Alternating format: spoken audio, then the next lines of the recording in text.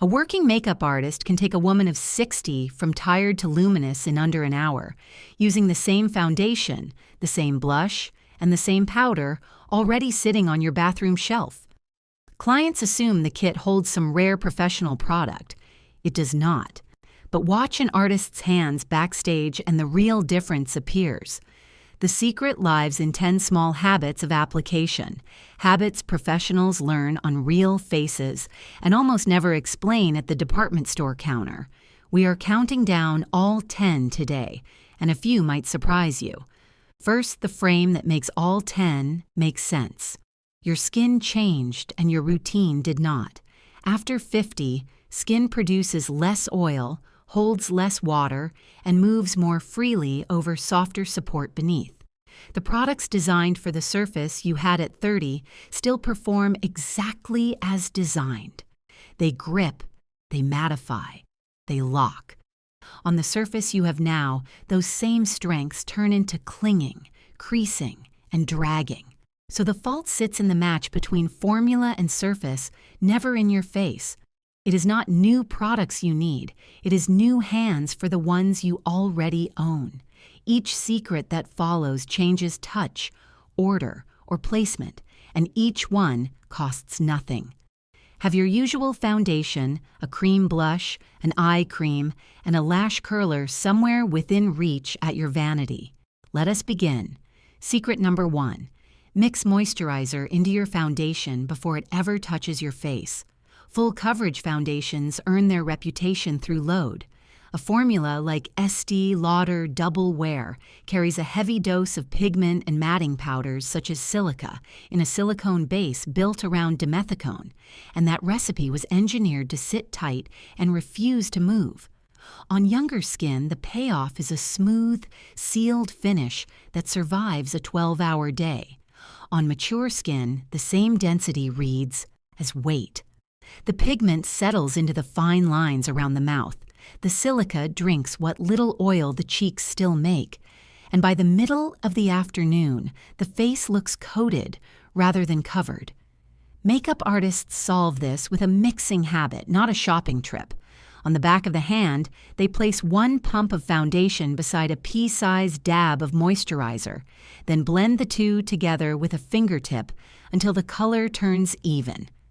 Backstage at Fashion Week, the classic mixer is Embryolisse, the rich French cream that has lived in professional kits for decades, though any emollient moisturizer that agrees with your foundation base will do the job.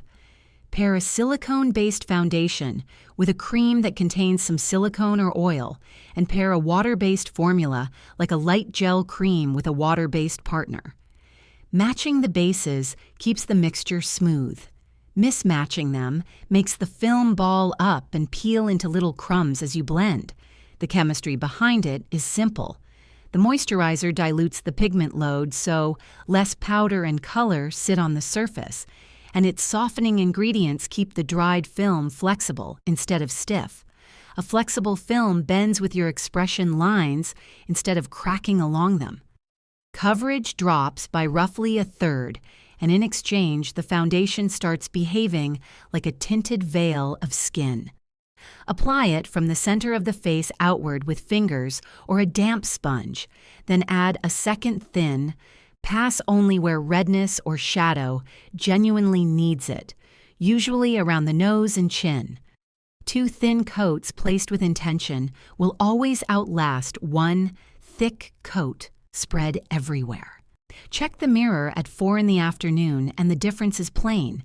The unmixed version has gathered in the smile lines and gone flat.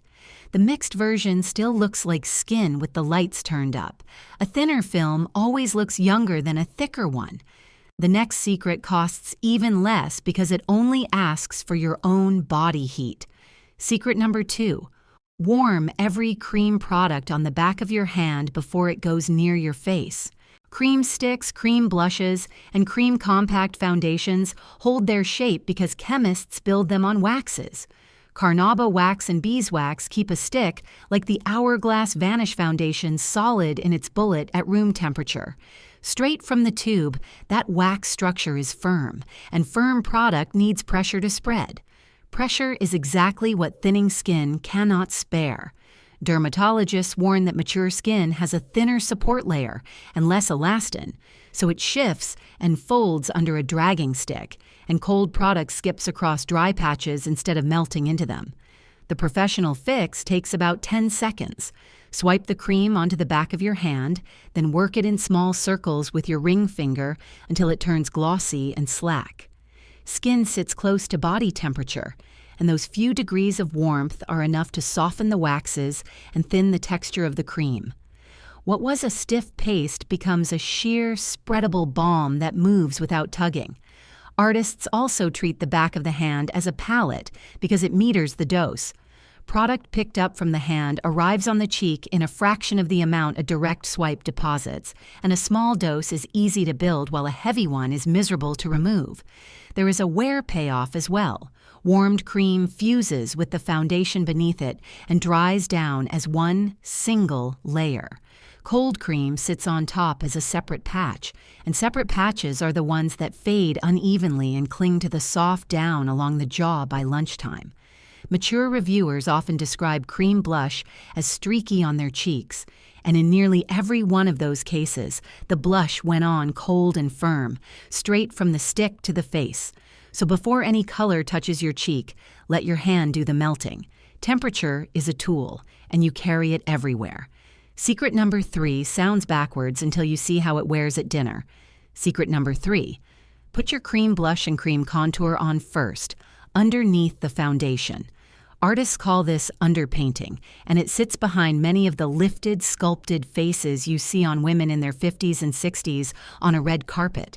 The familiar order stacks color on top of a finished base, which leaves blush and bronzer exposed at the very surface of the makeup. Every scarf, every phone screen, every absent touch of a fingertip lifts a little pigment away, and whatever loosens has an open road into folds and pores. Underpainting reverses the stack. The cream bronzer goes on to bare, moisturized skin first, drawn in a soft line just under the cheekbone and along the jaw. The cream blush follows, placed high on the outer cheekbone rather than down on the apple, because dermatologists note that the fat pads of the cheek drift lower with age, and color place low pulls the whole face lower with it. Then a sheer layer of foundation, ideally the mixed formula from secret number 1, is pressed gently over the top of everything. The optics do the flattering work from there. The foundation film acts like a sheet of frosted glass laid over the color, so hard edges blur on their own and the flush reads as if it rises from inside the skin rather than resting on it.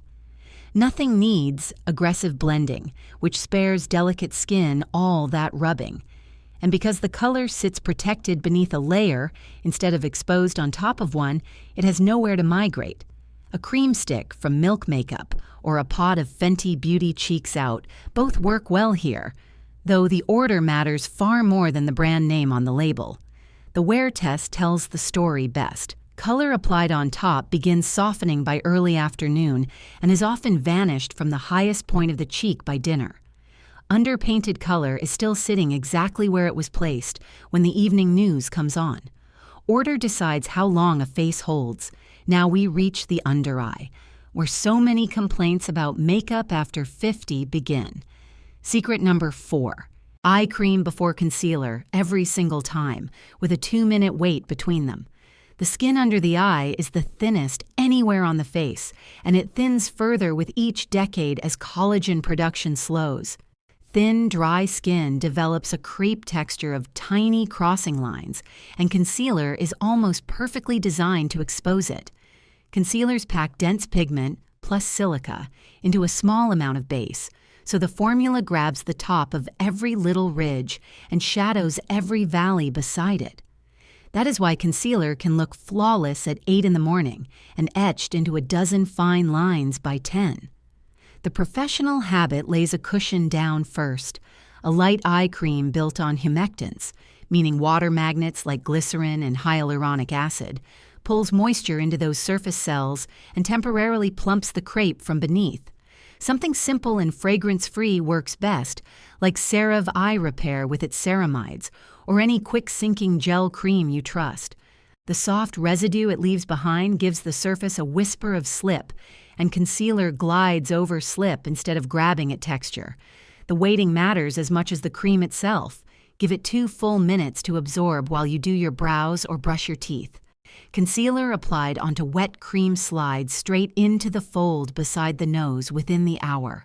And that one failure has convinced a generation of women that eye cream under makeup never works. It works. It just needs time to stop being wet. Then apply less concealer than instinct suggests, only on the actual shadow at the inner corner and along the dark line where the circle sits, never spread across the whole under eye like paint. Warm it on the back of your hand first, since secret number 2 applies here twice over. Press it in with your ring finger, the weakest finger you own, which is exactly why estheticians recommend it for this fragile territory. By dinner, the difference has compounded. The bare concealer has collected in every line it touched. The cushioned version still reads, smooth in lamplight. Concealer can only ever be as smooth as the surface underneath it. If mature eyes are your daily battle, our guide takes this much further. The 30-day anti-aging protocol, 100 ways to look younger in 30 days, includes instant lift techniques for mature eyes and faces, taught in short daily lessons. The link is in the description, and subscribe to Aging Queens for honest, specific makeup guidance made for women over 50. Secret number 5. Press your makeup into the skin instead of swiping it across. Watch an artist work on a mature client and you notice the wrist barely moves. Everything arrives in small presses, a damp sponge or the pad of a finger landing, pushing gently, lifting away. Watch untrained hands in a bathroom mirror, and the product gets wiped on like paint on a wall. The difference between those two motions decides how the entire face wears until evening. Swiping is a sideways force. On mature skin, which dermatologists describe as more mobile because its collagen scaffolding has loosened, a sideways stroke drags the surface along with the brush. It shoves foundation into the creases beside the nose, the way grout gets pushed into tile lines. It lifts away the layer you applied a minute earlier, and it leaves faint streaks where the brush started and stopped. Every additional swipe disturbs the one before it, so the more you work, the worse it gets. Pressing is a downward force. Product lands as a soft stamp, the sponge bounces away, and the film beneath stays put. A damp beauty blender sponge was built for exactly this bouncing motion, though clean fingers work nearly as well and bring their own warmth from secret number 2. The presses overlap like shingles on a roof, each one melding into the next, and the result is one continuous film with no visible start or stop. The technique even has a name in the trade, stippling, and it is the default motion on set whenever the client is past 40. Pressing also rescues the mistakes that swiping only spreads. When a patch goes on too heavy or a streak appears, resist the urge to wipe. Take the clean damp side of the sponge and press straight down on the spot a few times, and the sponge lifts the excess without disturbing the border around it. The same motion revives makeup that is separated over a long afternoon.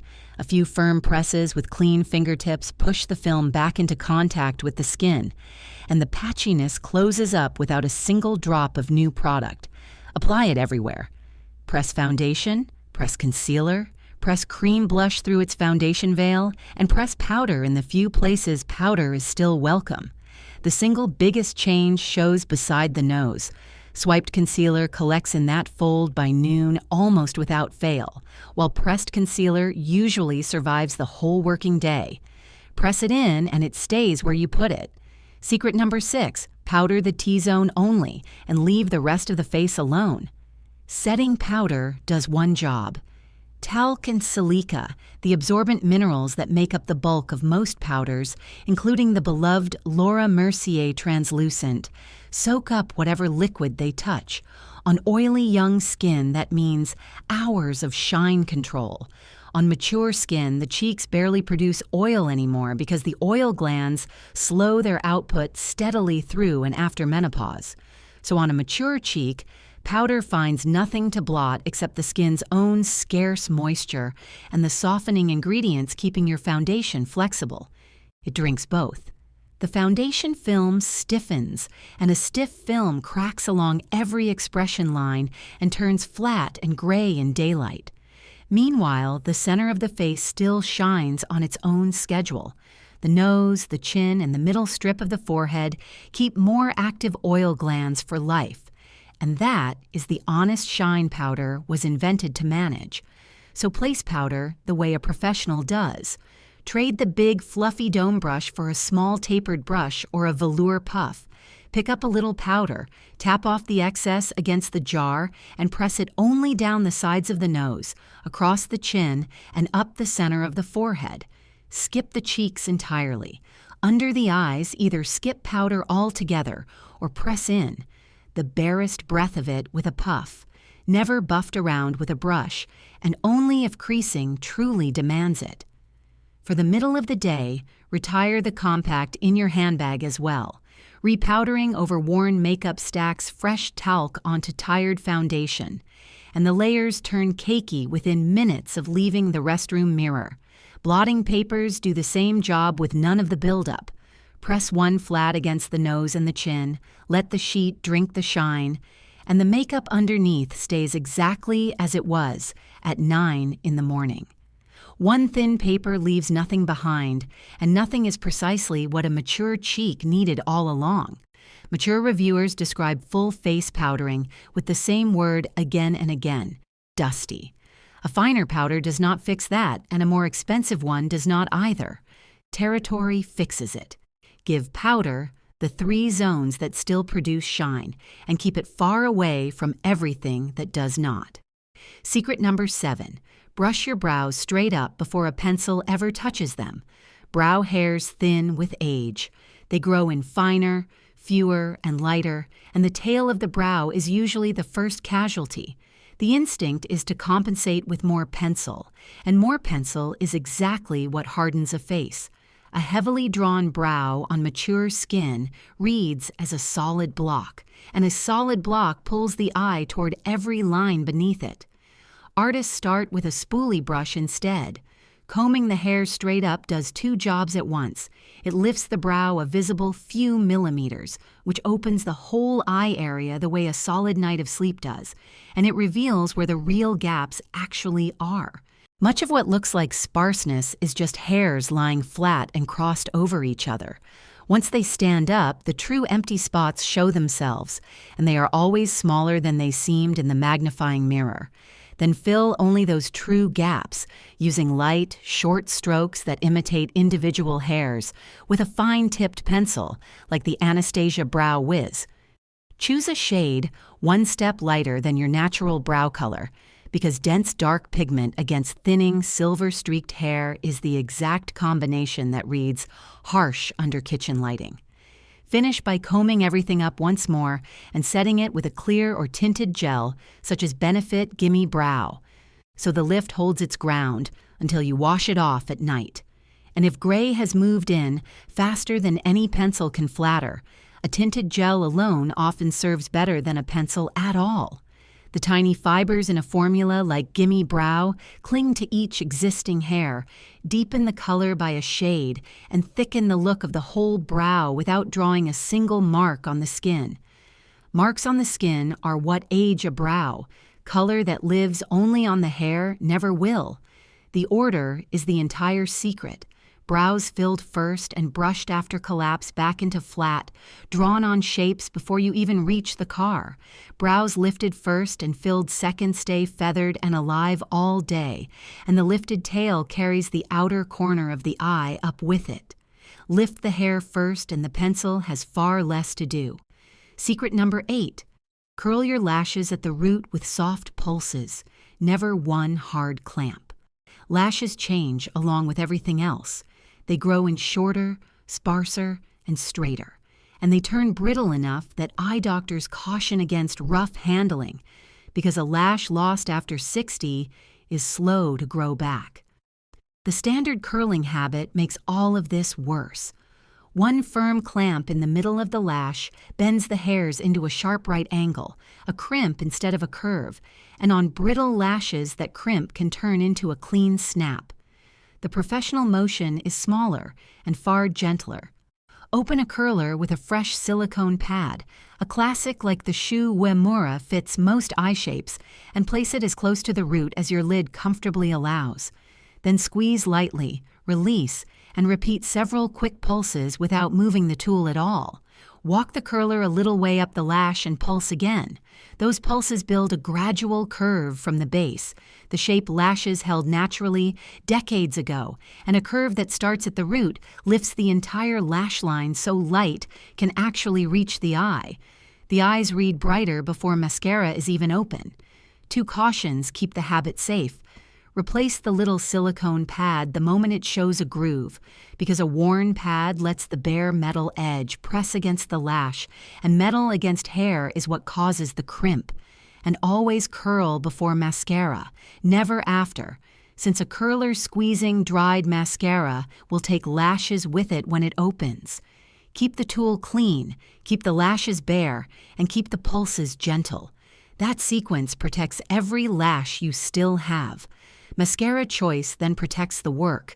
A tubing formula such as Thrive Cosmetics wraps each lash in tiny polymer sleeves instead of coats of paint, holds the curl without stiffness, and comes off at night with warm water and a soft press of the fingertips. Waterproof formulas hold a curl too, but they demand rubbing to remove, and mature reviewers who rub nightly report thinner lashes within the year. The trade is not worth it for a Tuesday. Compare both approaches at 7 in the evening. The single hard clamp dropped its bend hours ago. The pulsed root is still holding its curve.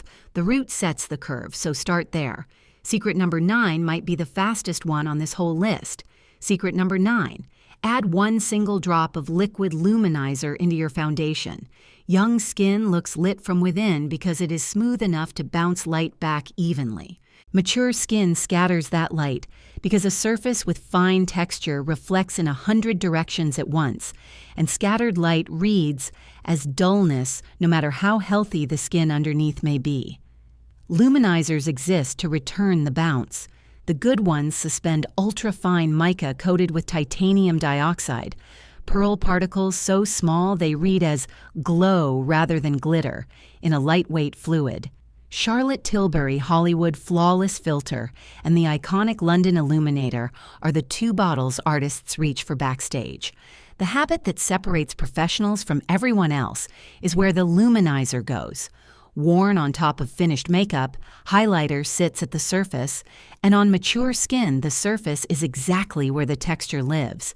The shimmer perches on every pore edge and settles into every line it crosses, which is why so many women over 50 tried highlighter once, hated the sparkle, and swore it off for good.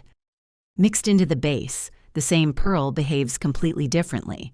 Stir 1 drop, and only 1, into your foundation on the back of your hand before it goes anywhere near your face. The particles distribute through the whole film and settle under the surface as well as within it, so the light appears to come from inside the skin, a quiet overall radiance with no visible sparkle at any distance. A second drop tips the finish from lit to greasy, especially in photographs at a family dinner, so resist the temptation. On lighter days when foundation feels like more than the day deserves, the same single drop works stirred into your morning moisturizer or your sunscreen instead. The pearl spreads through the cream and leaves the faint, believable finish beauty editors describe as lit from within, right for the grocery store or a lunch with old friends. The dose rule still stands either way. 1 drop reads as health. 2 drops read as effort. Stand near a window in the late afternoon and the mixed version simply looks like rested skin. Glow mixed in never sits on top of a line because it was never on top at all. Secret number 10. Finish with a fine mist of setting spray, held at arm's length to melt everything into one surface. Every technique so far has fought the look of makeup sitting on top of skin, and this final habit erases whatever trace remains. Setting sprays are mostly water and light solvents carrying flexible film-forming polymers. When the mist lands, the droplets slightly re-wet every loose powder particle on the face, dissolving those dry edges, and then the polymer dries down and fuses foundation, concealer, blush, and powder into one continuous bendable film. The chalky cast disappears, and the faint natural sheen of real skin comes back. Artists call this melting the makeup, and it is the final pass on nearly every mature face they finish. Distance and formula both matter here. Hold the bottle a full arm's length away and mist slightly above your face, so the spray falls onto the skin like weather instead of hitting it like rain. Close range spraying leaves droplet marks pressed into the finish. For formula, a hydrating mist such as MAC Fix Plus, with glycerin high on the label, melts powder beautifully for everyday wear, while a long-wear spray like Urban Decay, all-nighter locks makeup down for weddings and humid travel days. Some women keep both on the shelf, the soft one for errands and the strong one for occasions. Dermatologists do suggest reading the label for drying alcohols if your skin runs dry, since a harsh alcohol-heavy mist can undo the hydration every earlier step worked to build. The mist also revives a face that has gone tired by late afternoon. Instead of pressing more powder over old makeup, hold the bottle at the same arm's length. Give the whole face one light pass and follow with a few gentle presses of clean fingertips. The moisture wakes the layers that are already there and knits them back together, so the 5 o'clock face looks refreshed instead of recoated. Give the mist a minute to settle before you touch your face or reach for your glasses. Then look again. The face that read as wearing makeup now reads as having skin. The last step turns makeup back into skin, and it takes 5 seconds. Look back across all 10 and one pattern runs underneath every single secret. Thinner layers, softer forces, smarter placement. Mixing thins the film, warming softens the product, pressing lowers the force, underpainting shelters the color, and careful placement gives powder, pencil, and pearl only the territory that still suits them. The professionals never had better products than you do. They had better habits with the same ones, habits built for skin that has changed. Your skin did change. These 10 habits are the routine finally catching up, and any one of them can start tomorrow morning at your own mirror. Start with whichever one answers your loudest complaint. If foundation is the fight, mix it thinner. If the under eye is the fight, cushion first and wait. Small habits repeated every morning beat grand overhauls abandoned by Friday. If you want the complete plan, the guide is ready and waiting. The 30-day anti-aging protocol walks you through 30 short daily lessons, with one clear action step apiece, plus the ingredient red flags worth clearing out of your cabinet. Scan the code on your screen to get your copy. Then subscribe to Aging Queens, where women over 50 get the straight story on makeup and skincare. Tell us in the comments because we read everyone. Which of these 10 secrets are you trying at your mirror tomorrow morning? And which one have you quietly practiced for years without knowing it was a professional technique?